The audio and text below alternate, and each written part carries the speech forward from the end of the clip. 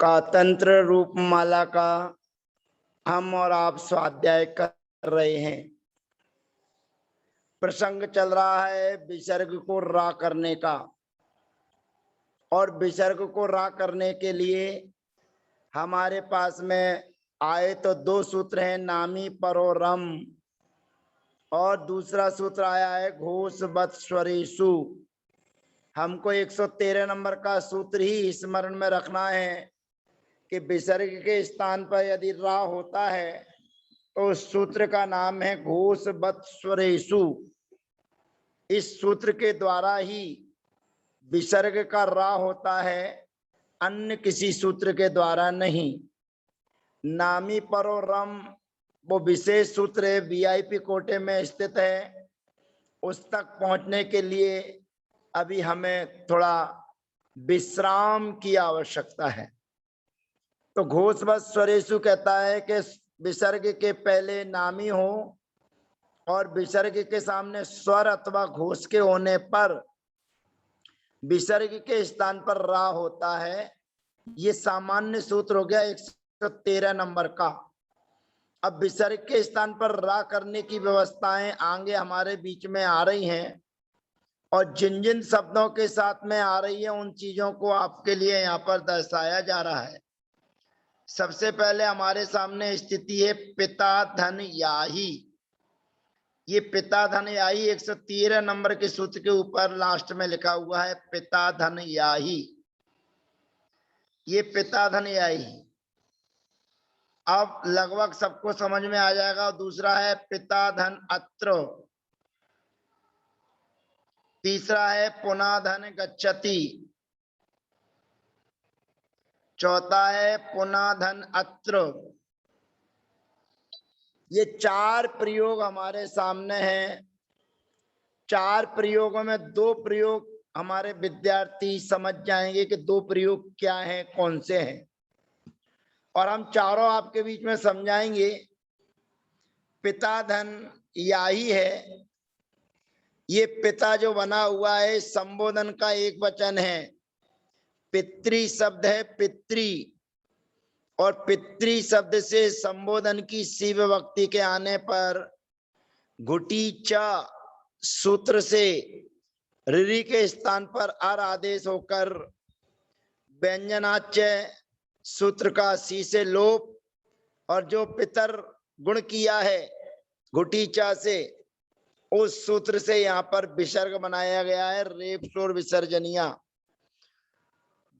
तो पिता के सामने या ही है, ये या प्रापणे धातु है, अदादि गण की धातु है, और मध्यम पुरुष के एक वचन में ही विभक्ति ही प्रत्यय आया है।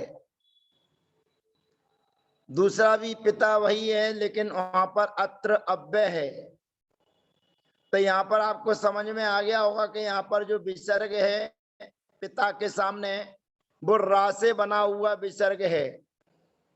तो आप अपनी कॉपी पर अनर्थी क्रमयन कर लीजिए। पित धन आ धन विसर्ग धन याही, ऐसी ही पोजीशन आगे है। पित धन आ धन विसर्ग धन अत्र। अब आपको यहाँ पर स्थिति दिख रही होगी कि यहाँ पर पित्त के सामने जो विसर्ग है, विसर्ग से पहले है अकार, और अकार के सामने या है घोष। सामान्य नियमानुसार यहाँ पर 105 नंबर का सूत्र लगना चाहिए, अघोष बतोष च। अघोष बतोष च लगना चाहिए, उसकी प्राप्ति है। और ऐसा ही पिता धन अत्र में यहाँ पर भी विसर्ग के पहले अकार है और विसर्ग के सामने अकार है। तो यहाँ पर 104 नंबर का सूत्र उमकार्योर मध्य, इन दोनों सूत्रों की प्राप्ति है, यानी कि विसर्ग के स्थान पर उ आदेश करना है। यही व्यवस्था पुनः गच्छति में है, यही व्यवस्था पुनः अत्र में है। अब आप कहेंगे कि आपने पिता शब्द तो बता दिया कि ऐसे बना है, पुनः कैसे बना है? तो ये पुनः मूल में अव्यय है और अव्यय में ये रकारांत अव्यय है। पुनर, पुनर ये अव्यय है और अव्यय होने के कारण इसमें पहले से ही रा है, और जिनमें रा पहले से होता है वो ये रा वाले दोनों शब्द हैं। अब इसीलिए यहाँ पर पुनः गच्छति, यहाँ पर भी अनतिक्रम करेंगे तो पुण्य धन आधन विसर्ग गच्छति, पुण्य धन आधन विसर्ग धन अत्र। यहाँ पर 105 नंबर का सूत्र अघोष बतोष के और 104 नंबर का सूत्र उमकारियोर मध्य, ये दोनों सूत्र चारों प्रयोगों में क्रमशः प्राप्त हुए। अब हमारे सामने अगला सूत्र आता है रप प्रकृति रनामी परोपी। रप प्रकृति रनामी परोपी, ये सूत्र कह रहा है रा है प्रकृति वाला, रा प्रकृति वाला है, यानी कि जिस रा के स्थान पर आपने विसर्ग किया है, ऐसे विसर्ग के सामने स्वर अथवा घोष के होने पर उस विसर्ग के स्थान पर रा होता है। रा प्रकृति वाला हो और रा प्रकृति के पूर्व चाहे नामी हो चाहे अनामी हो, सामने स्वर और घोष के आने पर उस विसर्ग को रा होता है। अब यहाँ पर विसर्ग को रा इसलिए करना है क्योंकि पितर शब्द पहले था वो रा था, यानी कि सा के स्थान पर जो विसर्ग होगा उसके लिए ये सूत्र नहीं लगेगा। लेकिन जहां आपने रा के लिए विसर्ग किया हो, ऐसे रा के विसर्ग के सामने स्वर हो अथवा घोष हो तो उस विसर्ग के स्थान पर रा हो जाता है। अब ये प्रकृति वाला जो रा है, जिसको रा के साथ रा के लिए विसर्ग किया है, उसके पहले चाहे नामी हो चाहे अनामी हो, नामी से परे होगा तब तो सामान्यतया घोषवत स्वरेशु सूत्र लग ही जाता, लेकिन ये सूत्र कह रहा है कि चाहे नामी से हो चाहे अनामी से हो, पर रा वाला विसर्ग है। यदि रा के स्थान पर आपने विसर्ग किया है और उसके सामने यदि स्वर और घोष आता है तो ये सूत्र लगता है रप प्रकृति रनामी परोपी। ये पी के बीच में खंडाकार अवग्रह का चिन्ह था जो इस पीडीएफ फाइल में नहीं आया है। तो रेप प्रकृति विसर्जनियो नामी परो अपि अनामी परोपि रम आपद्यते घोषवत स्वरेशु परतः। शर्त वही है, या तो घोष हो या स्वर हो। अब यहाँ पर पितर याही, देखिए पितर याही बन गया क्योंकि यहाँ पर अघोष बतोष सूत्र की प्राप्ति थी, परंतु पिता में जो विसर्ग थे वो रा से करे गए थे, इसलिए यहाँ पर पितर याही बनेगा। ऐसे ही पितृ धन रत्र पितरत्र, ऐसे ही पुनर्गच्छति पुनरत्र, ये चारों के चारों प्रयोग में यही सूत्र लगेगा रप प्रकृति रनामी परोपी।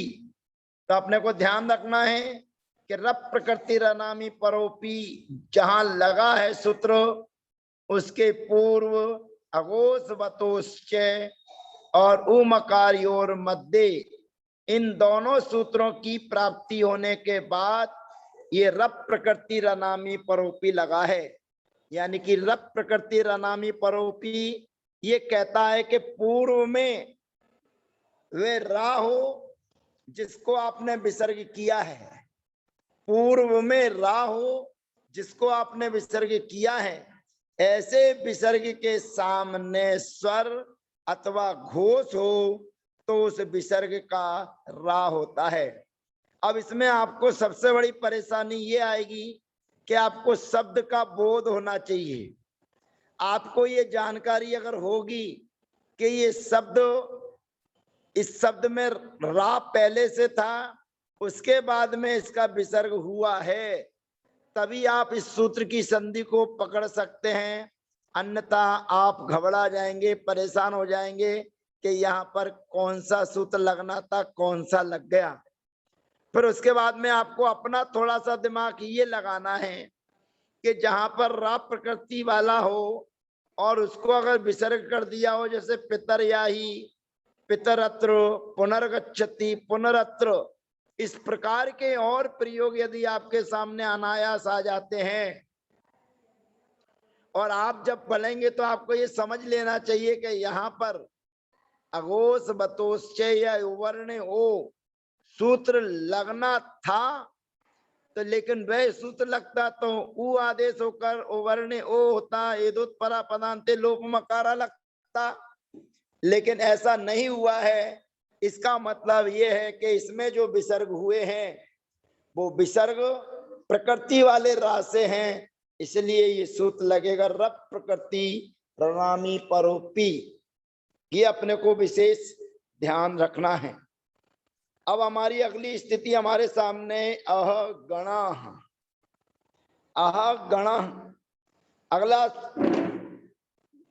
बिंदु हमारे सामने आहा गणा लिख लीजिए और आहा धन अत्र, आहा धन गणा और आहा धन अत्र, इसको अंडरलाइन करके अपने पास लिख लीजिए। देखिए गंगा जा रहा है यही। और आहा जयति, आहा आयाति, आहा हसती, आहा अपि, ये सभी स्थितियां आप लिख लीजिए, क्योंकि आपने जो कुछ पढ़ लिया है अब उसी का प्रैक्टिकल चलना है कि आपने क्या पढ़ा है, कैसे पढ़ा है और क्यों पढ़ा है।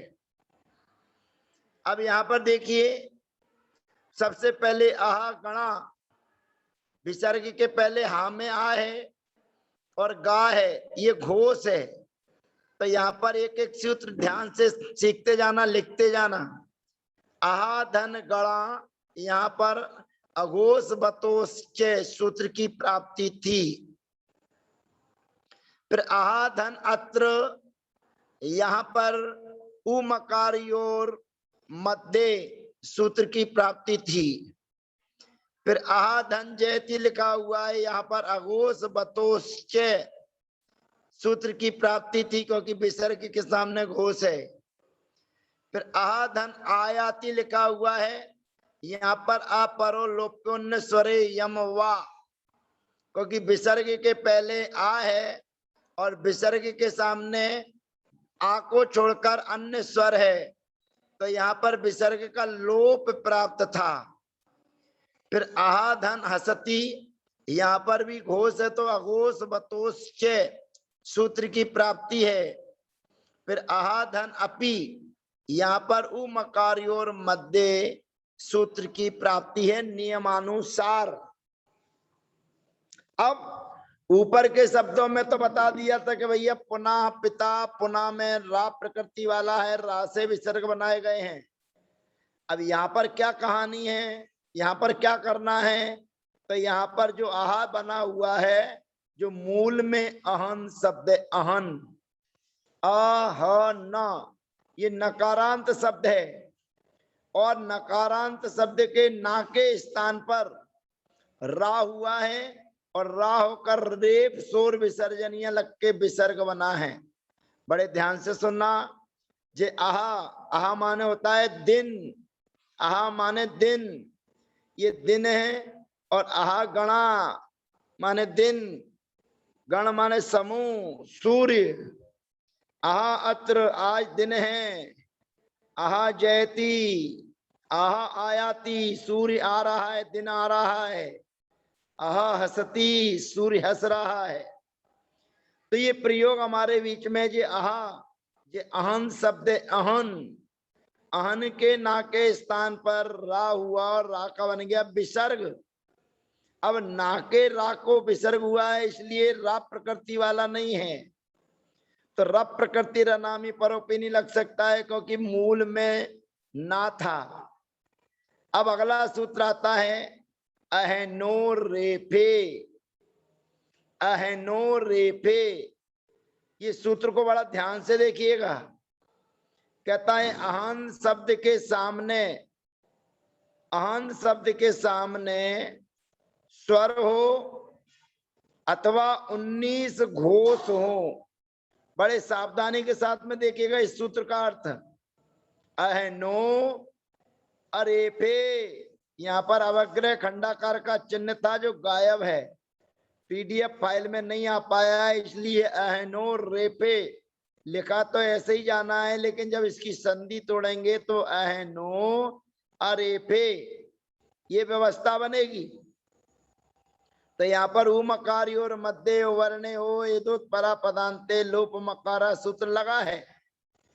तो ये सूत्र बड़ा विचित्र है, बड़े ध्यान से देखना। कह रहा है अहना, अहना माने अहन शब्द का जो विसर्ग है उस विसर्ग का रा होता है। कहते क्या शर्त है?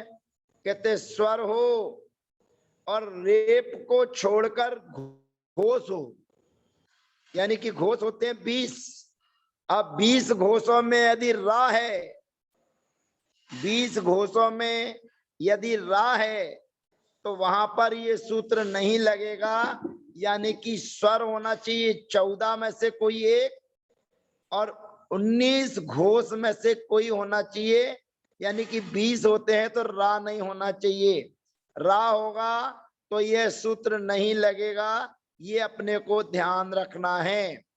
अहनो रेफे, ये कहता है अहन माने अहन का जो बिना था उसका जो आपने विसर्ग किया है, ऐसे अहन शब्द के विसर्ग को रा होता है, स्वर परे रहे या रेप रहित घोष के होने पर, यानी कि घोष होते हैं 20, तो ये कहता है 19 में से कोई भी एक घोष होगा तो वहां पर विसर्ग को रा हो जाएगा।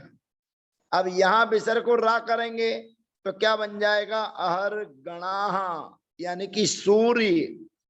अहर गणाह, अहर रत्र, अहर जयती, अहर रायाती, अहर हसती, अहर रपी।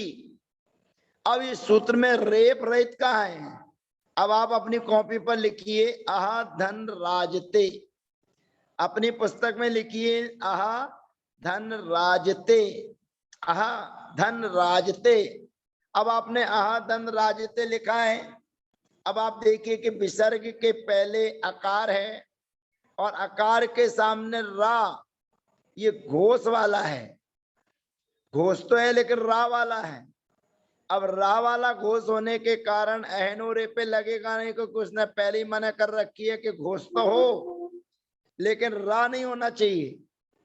अब यहाँ पर जब अहनो रे पे सूत्र नहीं लग रहा है और रब प्रकृति रनामी परोपी नहीं लगेगा, क्योंकि ये प्रकृति वाला विसर्ग नहीं है, तो फिर क्या करना चाहिए?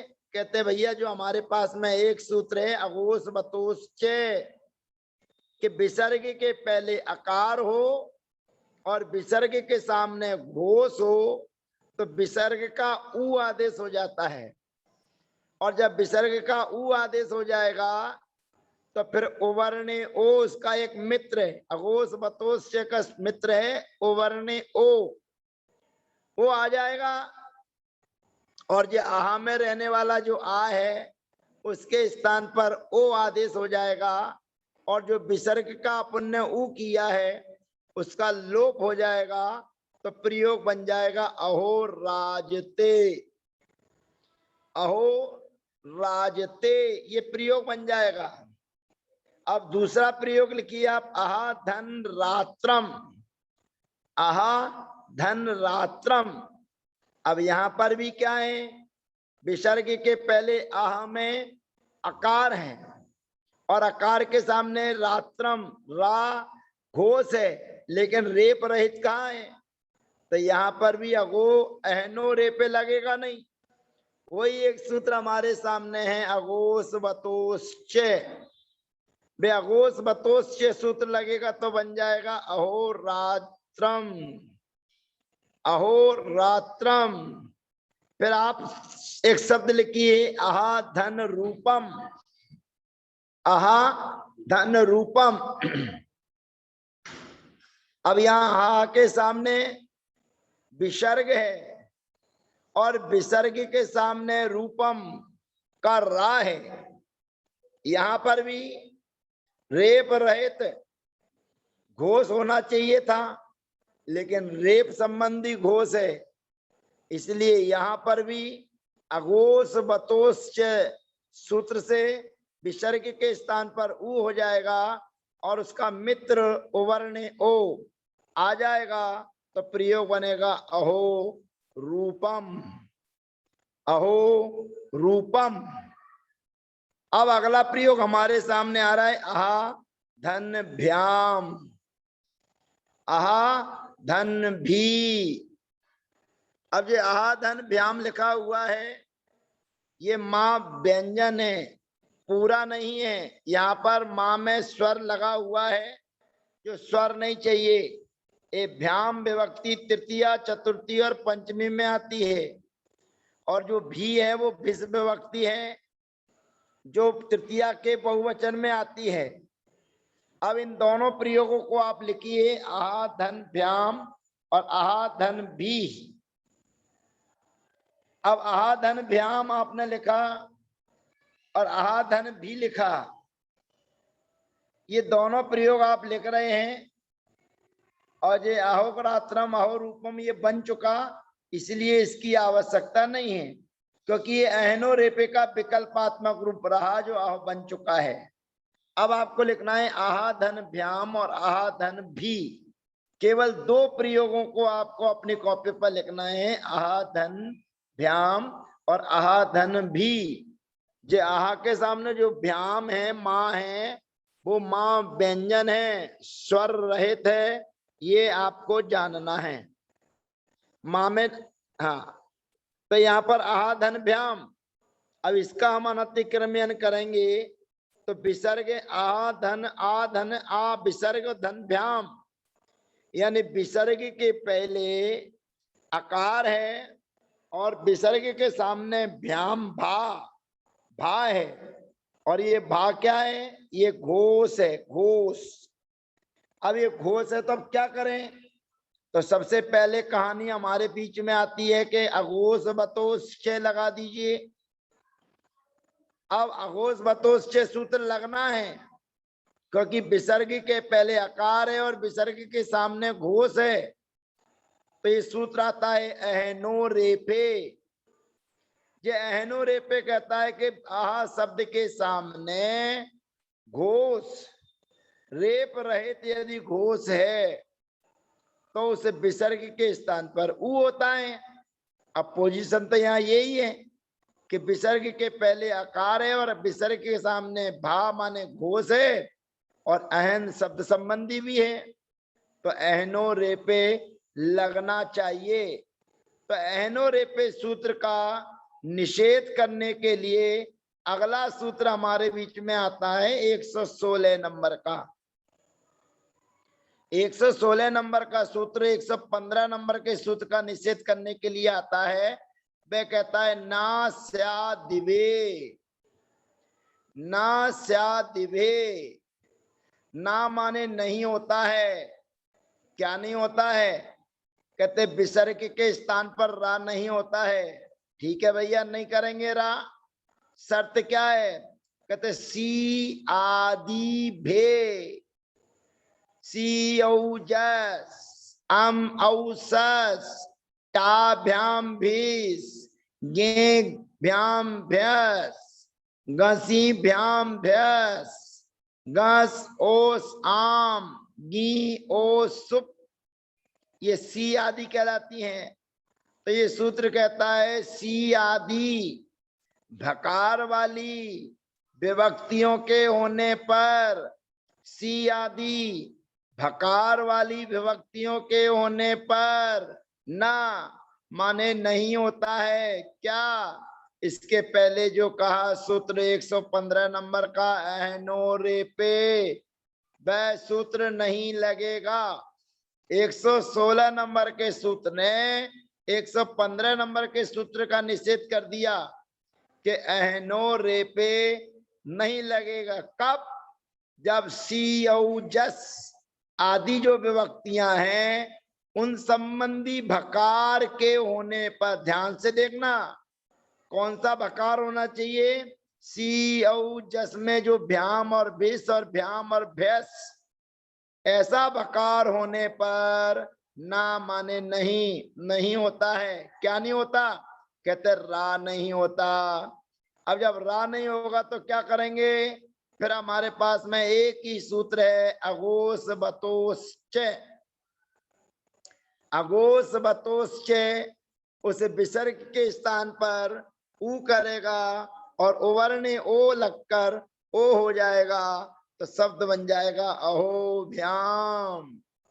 ये देखिए यहाँ पर माँ जो लिखा हुआ है वो सही लिखा हुआ है, ये व्यंजन है। ऐसा ही पहले कच्ची स्थिति में भी ऐसा ही चाहिए था जो यहाँ लिखा हुआ है, अहो भ्याम। दूसरा प्रयोग बन गया अहो भी। अब फिर ध्यान रखना, जैसे अहनो रेपे में रेप रहित कहा था, अब यहां पर कह रहे हैं सी आदि भकार होना चाहिए। कहते सी आदि भकार होना चाहिए, ऐसा क्यों कहा है? तो आप लिखिए आहा धन भुक्ति, अपनी कॉपी पर लिखिए आहा धन भुक्ति, और लिखिए आहा धन भवती। आहा धन भुक्ति और आहा धन भवती लिखिए। अब यहाँ पर विसर्ग के पहले आ है और मूल में अहन शब्द है और सामने भुक्ति का भा है। अब भुक्ति का भा सी औ जस के अंतर्गत नहीं आता है, इधर आहर आहाधन भवती है, भवती है, भकार है, लेकिन भकार सी औ जस वाले में से भ्याम और विष नहीं है, इसलिए ना स्यादिवे सूत्र तो निषेध करेगा नहीं। और जब ना स्यादिवे सूत्र निषेध नहीं करेगा तो अहनो रे पे सूत्र कहता है कि अहन शब्द के सामने यदि घोष या स्वर हो तो उसके स्थान पर रा आदेश हो जाता है, तो यहाँ पर बन जाएगा अहर भुक्ति, अहर भवती। ये दोनों प्रयोग सिद्ध हो जाते हैं, अहर भुक्ति और अहर भवती। अब यहाँ पर आगे की चर्चाएं जो आ रही हैं, समय आज आपका हो चुका है, इसलिए अगले सत्र की चर्चा एक सूत्र इस संबंधी और है, उसकी चर्चा शेष अगले सत्र में हम करेंगे, रिवीजन के साथ में करेंगे। इसलिए आज आपने ये अलग से विशेष सूत्र सीखे हैं कि जो ये कह रहा है कि रप प्रकृति रनामी परोपी, रा प्रकृति वाला हो, उस रा के सामने विसर्ग, उसके रा का विसर्ग हुआ हो तो उसके सामने क्या करना चाहिए? कहते हैं वो चाहे नामी से हो चाहे अनामी से हो, और इसके सामने स्वर और घोष है तो उसको रा हो जाता है। फिर आया अहनो रेफे, जो अहन शब्द के ना के स्थान पर रा होकर विसर्ग हुआ है उसको भी रा होता है, पर सामने रास रहित घोष होना चाहिए या स्वर होना चाहिए। फिर उसके सूत्र का निषेध करने के लिए सूत्र आता है ना स्यादिवे, किसी औ जस संबंधी यदि घोष है या भकार है तो फिर अहनो रेपे सूत्र नहीं लगता है। ये अपने को ध्यान रखना है। अब अपनी स्थिति आधन पति है, इसकी चर्चा करने के लिए केवल एक सूत्र और बचा है, लेकिन आज का सत्र का समय हमारा अधिक हो गया है, इसलिए शेष चर्चा अगले सत्र में। सबको जय जिनेन्द्र, सबको वंदना, सबको यथायोग अभिवादन।